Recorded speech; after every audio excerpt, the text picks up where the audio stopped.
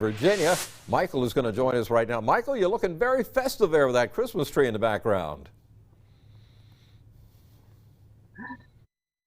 I'm trying to live. The problem that I have is we started off with a snow system this morning, and I got excited, got the yardstick out, and we got to about 2 inches. We had about an inch an hour for a little while, and then early in the afternoon, around 1:30, quickly changed over to sleet completely. So I had to go and grab my ice scraper, and then fast forward now a few hours later, it's been nothing but heavy rain all around Northern Virginia. So it's a cold rain.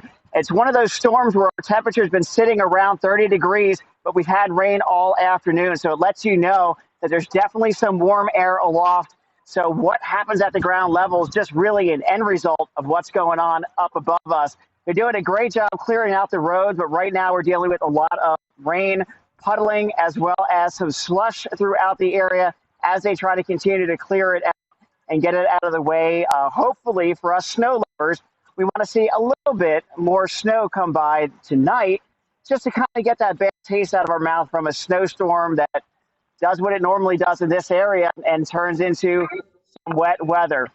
So that's a look at Ashburn, Virginia. Meteorologist Michael Del Sancho, WDVM 25.